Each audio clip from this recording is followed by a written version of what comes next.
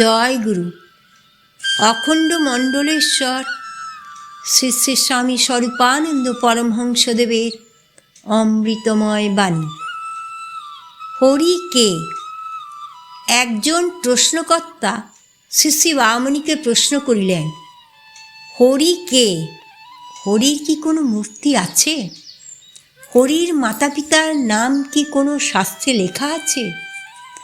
কাশ্যপের পুত্র বিষ্ণু, বাসুদেবের পুত্র কৃষ্ণ, শুদ্ধোধনের পুত্র বুদ্ধ, জগন্নাথ মিশ্রের পুত্র গৌরাঙ্গ, কিন্তু হরি কাহার পুত্র? আর কৃষ্ণ বিষ্ণু প্রভৃতিকে হরি বা কেন বলা হয়? শ্রী শ্রী বামনী বলিলেন, হরি শব্দের মানে যিনি সব কিছু আহরণ করে নিজের ভিতরে রাখেন, যার ভিতরে কোটি ব্রহ্মাণ্ডের সব কিছু, যার বাইরে কেউ নেই, কিছু নেই, কখনো ছিল না, কখনো থাকতে পারে না। কৃষ্ণ বিষ্ণু শিব দুর্গা ব্রহ্মা মহেশ্বর সব কিছু যার ভিতরে রয়েছে, তিনিই হচ্ছেন হরি। তিনি সকলের পিতা, তার কেউ পিতা নেই। তিনি সকলের দাতা, যার কেউ দাতা নেই। এই জন্যেই হরিকে নিয়ে পুরাণকারেরা কোনো জন্ম কাহিনী বা কোনো লীলা কাহিনী ফাঁদেননি।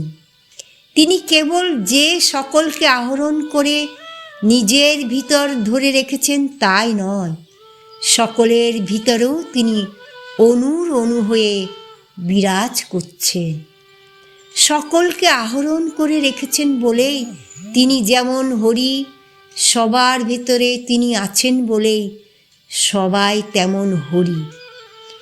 এই জন্য কৃষ্ণ হরি, বিষ্ণু হরি, তুমিও হরি, আমিও হরি।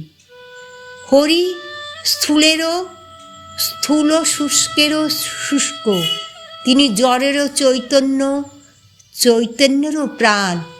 তাই সর্ববস্তুকেই হরি বলে চিন্তা তুমি করতে পারো, তাতে কোনো ভুল হয় না। দেব মানব পশু পক্ষী কীট পতঙ্গ বৃক্ষ সরীসৃপ স্থাবর জঙ্গম সব কিছুকেই হরি বলে তুমি পূজা করতে পারো। সকলের পিতা হরি, অতএব সকলেই হরি। ব্রহ্মাণ্ড হরি, ব্রহ্মাও হরি, বিষ্ণু হরি, মহেশ্বর হরি। ওম শান্তি।